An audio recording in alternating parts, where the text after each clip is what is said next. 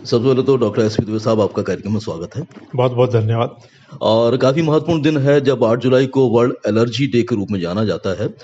Allergy तकरीबन हम देखते हैं हर किसी को किसी न किसी चीज़ से एलर्जी होती है, किसी को खाने-पीने की चीज़ों से होती है, किसी को मौसम से होती है, किसी को दूसरी वजहों से होती है।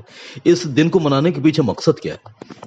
देखिए, आपने बिल्कुल सही कहा कि हर किसी को, तो अगर टू बी प्रिसाइज अगर आंकड़े अपन देखें तो WHO इस दिन को मनाता है, जो कि वर्ल्ड हेल्थ ऑर्गेनाइजेशन कहलाता है।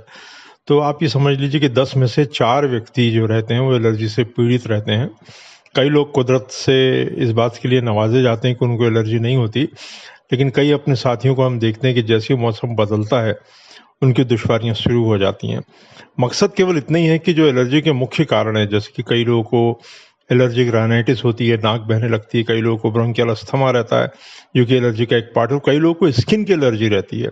कई बार ये एलर्जी जो रहती है एनाफाइलेक्सिस या जिसे कहते हैं जानलेवा स्वरूप में बदल जाती है। तो जागरूकता फैलाने का यही मतलब है कि एक तो इसको टाले ना। कई बार लोग अपनी परेशानियों और दुश्वारियों के साथ जीना सीख लेते हैं। हमारे देश में हम देखते हैं कई लोग ऐसा करते हैं, लेकिन अगर डॉक्टर की सलाह लेंगे आप, सीज़न जैसे भी बरसात का सीज़न आने वाला है, तो कुछ लोगों को परेशानियाँ शुरू हो जाती हैं, सांस चलने लगती है, नाक बहने लगती है, ईचिंग होने लगती है। तो ऐसे लोग पहले से ही डॉक्टर के पास अगर चले जाएं, जैसे ब्रोंकियल अस्थमा के मरीज हैं, एलर्जिक राइनाइटिस के मरीज हैं या डर्मेटाइटिस के मरीज हैं, तो डॉक्टर उनको कुछ प्रोफाइलेक्टिक दवाइयाँ अगर शुरू कर देंगे तो वो सीज़न का मज़ा भी ले पाएंगे और परेशान ज़्यादा नहीं होंगे। इसीलिए जागरूकता फैलाने के लिए इस दिन को जो है वर्ल्ड एलर्जी डे के रूप में मनाया जाता है। और आपको जानकर आश्चर्य होगा कि एलर्जी चूंकि कई बार जेनेटिक होती है, तो कई बार इनकी दवाइयों के साथ साथ आजकल इम्यूनोथेरेपी जो है एक बहुत बड़ा रोल प्ले करती है, जिसकी थेरेपी 3 साल तक चलती है, जिसके अंदर बहुत ही संयम बरतना पड़ता है और प्रिक टेस्ट के द्वारा ये पता लगाया जाता है कि कौन से एलर्जन के लिए आप सेंसिटिव हैं। और कुछ बायोलॉजिकल एजेंट्स भी आ गए हैं जो कि इसके अंदर काफ़ी अच्छा काम करते हैं। तो एक जिसे कहते हैं ना कि जैसे कि मेडिसिन के हर क्षेत्र में तरक्की हो रही है, तो एलर्जी के ट्रीटमेंट में भी बहुत क्रांतिकारी परिवर्तन आए हैं। क्रांतिकारी परिवर्तन निश्चित रूप से आ रहे हैं दुबे साहब, और बहुत सारे लोगों को इसका फ़ायदा भी मिल रहा है। मैं जानना चाहता हूँ कि एक व्यक्ति यदि वो जानना चाहे कि उसे किस चीज़ से एलर्जी है, तो ऐसा भी क्या कोई तरीका है जिससे व्यक्ति को पता चल सके कि मुझे इस चीज़ से एलर्जी है तो मुझे इससे दूर रहना है? सही सवाल पूछा आपने। देखिए, स्किन प्रिक टेस्ट होता है जिसके अंतर्गत बहुत सारे जो एलर्जन आमतौर पर जो हमारे देश में पाए जाते हैं, जैसे माइट्स है, डेंड्रफ हैं, इन चीज़ों के एलर्जन। लेकिन सबसे बड़ा जो एलर्जी का पता करने वाला आदमी जो रहता है वो व्यक्ति स्वयं रहता है। कई बार लोग आके बताते हैं कि डॉक्टर साहब ऐसा होता है तो हमको एलर्जी हो जाती है। जैसे कई लोगों को कुछ खाद्य पदार्थों से एलर्जी रहती है, वो कहते हैं डॉक्टर साहब कि हम, कुछ लोग जो है दूध नहीं पी पाते, कुछ लोग जो जिनको ग्लूटेन से एलर्जी रहती है, कुछ लोग को पनीर से एलर्जी रहती है। तो ये टिपिकली बताते हैं कि साहब रात को मैंने खाया था और सुबह मुझे ऐसा हो गया। तो डॉक्टर की हेल्प आप कर सकते हैं अगर आप एक बहुत ही माइन्यूट ऑब्जर्वेशन करते हैं अपने शरीर का, तो एलर्जेंस के बारे में पता लग सकता है। और कई चीज़ें ऐसी हैं हमारे देश में, जैसे धूल है, धुआं है, या जैसे वातावरण में जब बौर आती हैं, इन सबको तो आप वातावरण से हटा नहीं सकते। तो फिर आप मदद लीजिए डॉक्टर की कि कैसे उस समय में आप अपने आप को नियंत्रित रख सकते हैं सावधानी से और दवाइयों की मदद से, ताकि वो पीरियड बीत जाए तो फिर आप अच्छी तरीके से मौसम का आनंद ले सकें।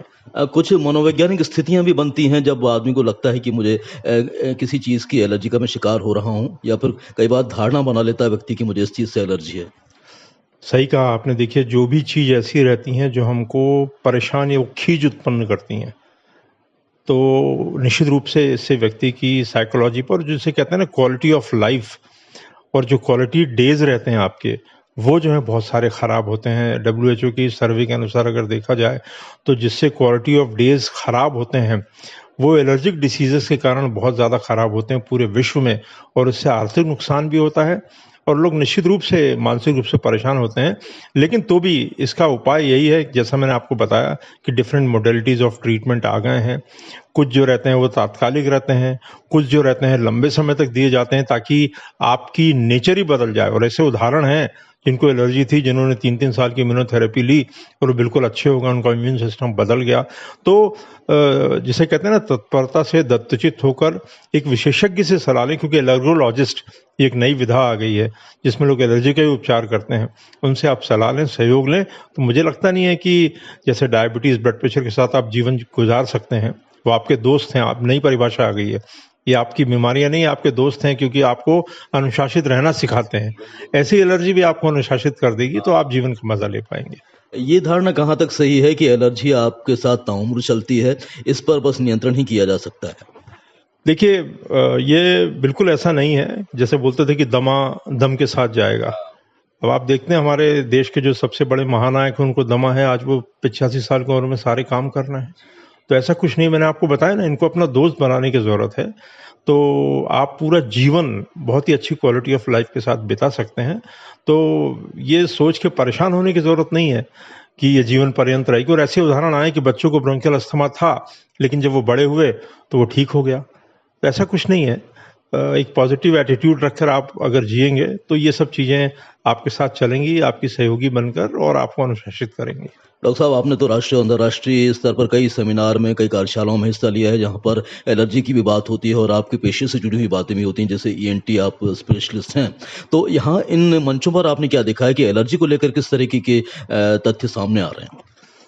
आप सही कह रहे हैं कि विश्व में एलर्जी का बहुत बड़ा सम्मेलन होता है, और पिछली बार ये सम्मेलन जापान के अंदर हुआ था। उसके पहले भी सियोल के अंदर ये सम्मेलन हुआ था। वहाँ पर सभी लोग जो डिस्कशन यही करते हैं, और उससे जो निचोड़ आया है वो यही आया है कि एलर्जी अब लाइलाज बीमारी नहीं है। एलर्जी के अंदर इम्यूनोथेरेपी एक बहुत बड़ी चीज़ उभर कर सामने आई है, जो कि जीभ के नीचे ली जाती है। पहले स्किन के जो इंजेक्शन के द्वारा ली जाती थी, और साथ में कुछ बायोलॉजिकल एजेंट आ गए हैं जो पहले बहुत महंगे थे, लेकिन अब इंडिया में भी अफोर्डेबल कॉस्ट में आ गए हैं, जिनको अपन को 15 दिन में एक बार इंजेक्शन के माध्यम से सबक्यूटेनियस, जैसे डायबिटीज़ का इंजेक्शन होता है वैसे लगाने की ज़रूरत पड़ती है।